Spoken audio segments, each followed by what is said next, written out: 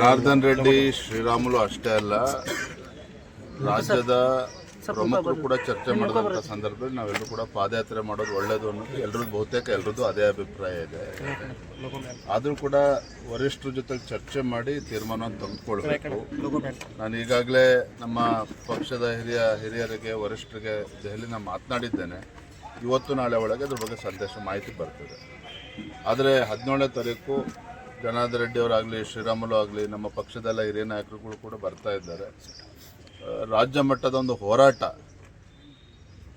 ಯಾಕೆಂದರೆ ಈ ಕಾಂಗ್ರೆಸ್ ಸರ್ಕಾರದ ವಿರುದ್ಧ, ಈ ಕಾಂಗ್ರೆಸ್ ಸರ್ಕಾರದ ವೈಫಲ್ಯಗಳು, ಭ್ರಷ್ಟಾಚಾರ ಏನು ಇವತ್ತು ರಾಜ್ಯದಲ್ಲಿ ಒಂದು ರೀತಿಯ ಅರಾಜಕತೆ ಸೃಷ್ಟಿಯನ್ನು ಮಾಡ್ತಾ ಇದೆ ಕಾಂಗ್ರೆಸ್ ಸರ್ಕಾರ. ಇದೆಲ್ಲದರ ವಿರುದ್ಧ ಇವತ್ತು ರಾಜ್ಯದಲ್ಲಿ ರೈತರ ಸಮಸ್ಯೆ ಇದೆ, ಡ್ರಗ್ಸ್ ಸಮಸ್ಯೆ ಇದೆ. ಇವೆಲ್ಲ ವಿಚಾರಗಳನ್ನ ತೆಗೆದುಕೊಂಡು ರಾಜ್ಯದಲ್ಲಿ ವಿವಿಧ ಹಂತಗಳಲ್ಲಿ ಹೋರಾಟವನ್ನು ಮಾಡಬೇಕು ಅಂತೇಳಿ ಈಗಾಗಲೇ ಪಕ್ಷ ನಿರ್ಧಾರ ಮಾಡಿದೆ.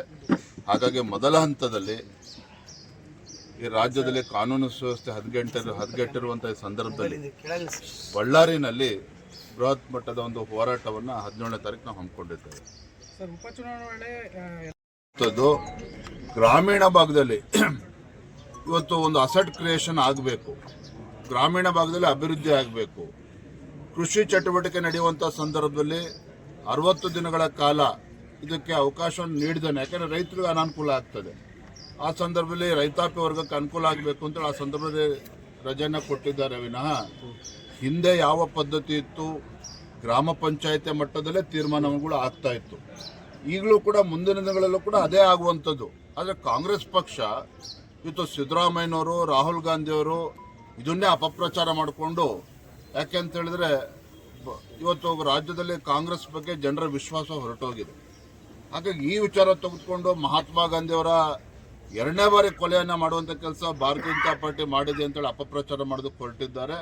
ಇದಕ್ಕೆ ಭಾರತೀಯ ಜನತಾ ಪಾರ್ಟಿ ರಾಜ್ಯದ ಎಲ್ಲ ತಾಲೂಕು ಕೇಂದ್ರಗಳಲ್ಲಿ ಮತ್ತು ಗ್ರಾಮೀಣ ಭಾಗದಲ್ಲೂ ಕೂಡ ಇದನ್ನ ಜಾಗೃತಿ ಮೂಡಿಸುವಂತ ಕೆಲಸ ನಾವು ಮಾಡ್ತೇವೆ ಬರುವಂತ ದಿನಗಳಲ್ಲಿ. ಕಾಂಗ್ರೆಸ್ ಗೊಂದಲದ ಕೂಡ ಇದನ್ನೇ ರಾಹುಲ್ ಗಾಂಧಿ ಅವರು ಸಿಎಂ ಮತ್ತು ಡಿಸಿಎಂ ಪ್ರತ್ಯೇಕ ಹೆಲಿಪ್ಯಾಡ್ ನಲ್ಲಿ ಮಾತಾಡ್ತಿದ್ದಾರೆ. ಇರ್ಲಿ ಪಾಪ, ಅವರು ಆಂತರಿಕ ಕಚ್ಚಾಟ, ಒಬ್ರು ಮುಖ್ಯಮಂತ್ರಿ ಕುರ್ಚಿ ಉಳಿಸ್ಕೋಬೇಕು ಅನ್ನುವ ಕಾತರದಲ್ಲಿ ಅವರಿದ್ದಾರೆ. ನನ್ನ ತಾಳ್ಮೆನ ಕೆಣಕಬೇಡಿ, ನಾನು ಮುಖ್ಯಮಂತ್ರಿ ಆಗಬೇಕು ಅಂತ ಉಳಿದವರು ರೆಡಿ ಆಗಿದ್ದಾರೆ. ಇದರ ನಡುವೆ ರಾಜ್ಯದ ಜನ ಹೊತ್ತು ಅನುಭವಿಸ್ತಾ ಇದ್ದಾರೆ. ನಿಜವಾಗ್ಲೂ ಕೂಡ ರಾಜ್ಯದಲ್ಲಿ ಏನೂ ಅಭಿವೃದ್ಧಿ ಆಗದೇನೆ ಭ್ರಷ್ಟಾಚಾರದಲ್ಲಿ ಮುಳುಗೋರಿರ್ತಕ್ಕಂಥ ಕಾಂಗ್ರೆಸ್ ಬಗ್ಗೆ ಜನ ಹೊತ್ತು ಇಡೀ ಶಾಪವನ್ನು ಹಾಕ್ತಿದ್ದಾರೆ. ನೋಡಿ, ನಿನ್ನೆ ದಿನ ಜರ್ಮನಿಯ ಚಾನ್ಸಲರ್ ಬಂದಿದ್ದಾರೆ ಕರ್ನಾಟಕ. ಜರ್ಮನಿ ಅಂತ ಹೇಳಿದ್ರೆ ಅದು ಕೂಡ ಒಂದು ಆರ್ಥಿಕ ಶಕ್ತಿ, ತಂತ್ರಜ್ಞಾನಕ್ಕೆ ಇವತ್ತು ಮ್ಯಾನುಫ್ಯಾಕ್ಚರಿಂಗ್ ಹಬ್ ಆಗಿರುವಂಥದ್ದು ಆ ದೇಶ. ಅಂತ ಒಂದು ದೇಶದ ಚಾನ್ಸಲರ್ ಇವತ್ತು ಕರ್ನಾಟಕಕ್ಕೆ ಬಂದರೆ ಇವರು ಮುಖ್ಯಮಂತ್ರಿ ಕುರ್ಚಿ ಉಳಿಸ್ಕೊಳ್ಳೋಕೆ ಒಬ್ರು ಹೋಗಿದ್ದಾರೆ, ಮುಖ್ಯಮಂತ್ರಿ ಕುರ್ಚಿ ಕಸ್ಕೊಳ್ಳೋಕೆ ಇಬ್ಬರು ಹೋಗಿ ರಾಹುಲ್ ಗಾಂಧಿ ಜೊತೆ ನಿಂತ್ಕೊಂಡ್ರೆ ರಾಜ್ಯದ ಪರಿಸ್ಥಿತಿ ಏನಾಗಬೇಕು? ಇದೆಲ್ಲವನ್ನು ಕೂಡ ರಾಜ್ಯದ ಜನ ಗಮನಿಸ್ತಾ ಇದ್ದಾರೆ. ಬರುವಂಥ ದಿನಗಳಲ್ಲಿ ಉತ್ತರ ನೀಡ್ತಾರೆ. ಧನ್ಯವಾದ. ಎಲ್ಲ ವರಿಷ್ಠರು ತೀರ್ಮಾನ ತೆಗೆದುಕೊಳ್ತಾರೆ. ಥ್ಯಾಂಕ್ ಯು, ಧನ್ಯವಾದ. ಸರ್, ಇದೊಂದು ವಿ ರಾಮ್ಜಿ ಇದು ಚರ್ಚೆ ಆಗ್ತಿದೆ ಸರ್.